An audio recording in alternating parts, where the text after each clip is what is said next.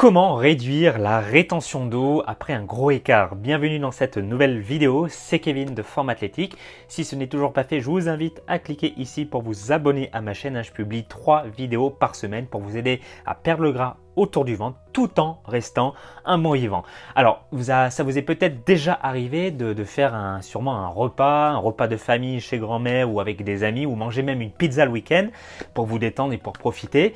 Et le lendemain, surprise, quand vous vous pesez 1 kg, voire 2 kg en plus sur la balance. Et là, vous vous dites non, ce n'est pas vrai. Tous les efforts que j'ai faits durant la semaine se sont volatilisés du jour au lendemain. Alors, à quoi c'est dû? Déjà, première chose, les amis, si vous avez pris 1 ou 2 kilos le lendemain après un gros écart, gardez en tête que ce n'est pas forcément de la graisse. Ce n'est pas de la graisse que vous avez pris, même si l'aspect de votre silhouette semble dire le contraire. Mais ce n'est pas de la graisse, c'est ce qu'on appelle encore une fois la rétention d'eau. Alors la rétention d'eau, c'est quoi?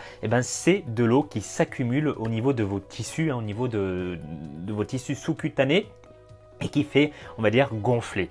Gonfler tout ça, il faut savoir que le corps est composé de 55 à 60% d'eau, donc c'est énorme.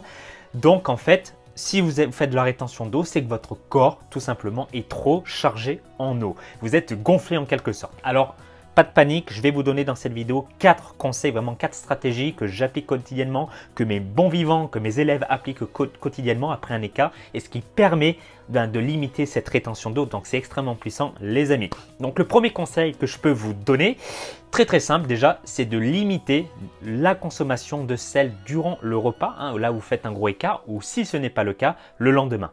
Il faut savoir que 0,5 g de sel apporte environ 1 litre d'eau.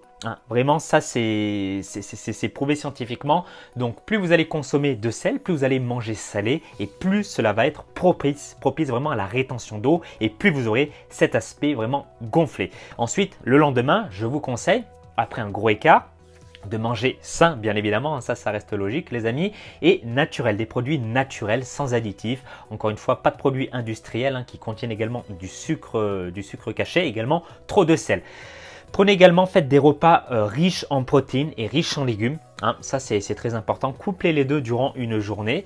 Et puis, prenez également, ce que je vous conseille, c'est du sel de potassium pour diminuer rapidement la rétention d'eau. Donc ça, c'est le premier conseil que je peux vous donner. Ensuite, deuxième conseil, les amis, les bons vivants, vous devez diminuer votre consommation de sucre ou de glucides. Alors, c'est la même chose. Les sucres font partie de la grande famille des glucides. Alors, ce que vous devez savoir, c'est que quand vous avez 1 g de glycogène dans les muscles, en plus, ça apporte 3 g d'eau. Donc, si vous mangez en excès, bien évidemment, par exemple, une pizza la veille, forcément, qu'est-ce qui se passe dans la pizza? Il y a beaucoup de glucides, notamment à cause de la pâte.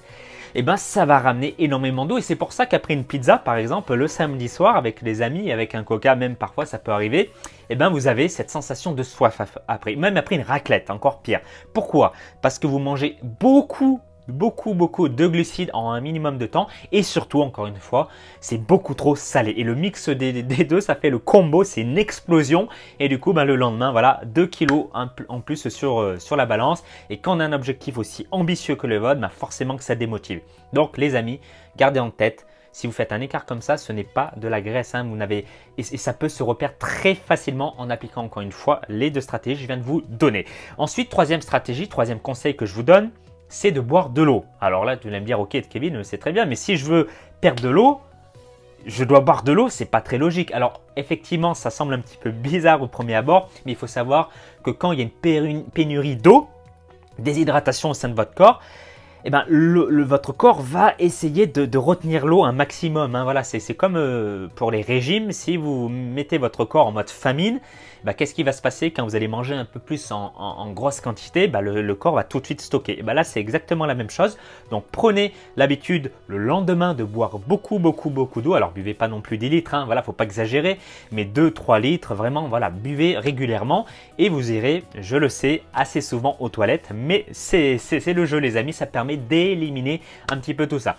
Ensuite, quatrième conseil, vraiment très important, c'est peut-être même le plus important, vous devez, si vous le souhaitez, c'est pas obligatoire, mais si vous voulez perdre rapidement la rétention d'eau, utilisez des draineurs. Alors il existe on va dire des légumes ou des produits naturels vraiment qui vont vous permettre d'éliminer vraiment cet excès d'eau que vous avez dans le corps. Alors il s'agit par exemple de l'asperge, très bon.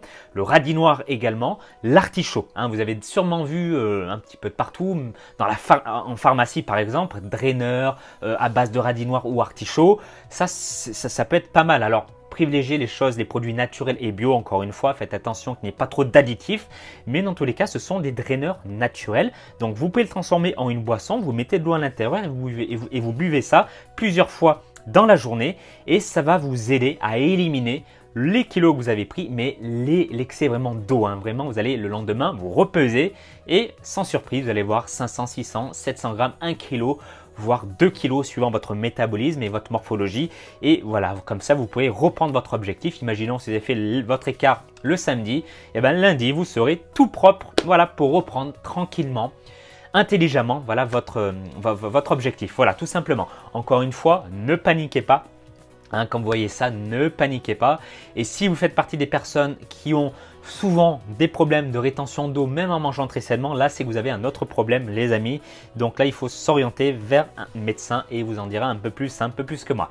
Voilà les amis, j'espère que cette vidéo vous aura plu. Hein. Dites-moi dans les commentaires combien de kilos vous prenez après un gros écart comme une pizza ou un kebab généralement. Alors avec modération, on est des bons vivants, mais des bons vivants intelligents. Il faut trouver cet équilibre, on peut se faire plaisir, mais il ne faut pas que ça soit non plus tous les jours un pizza, hein, vous m'aurez compris. Voilà les amis, j'espère que cette vidéo vous aura plu. Partagez-la autour de vous et si vous êtes motivé pour perdre le gras autour de votre ventre, je vous ai préparé un guide de nutrition gratuit où je vous offre 8 recettes pour perdre rapidement du ventre et le détail de ma méthode de PCA, la méthode de rééquilibrage alimentaire des bons vivants que vous pouvez retrouver ici dans le i si vous êtes sur téléphone mobile ou dans la description sous la vidéo. Et puis moi, je vous retrouve très vite dans une prochaine vidéo et surtout que la forme athlétique soit avec vous. Bye!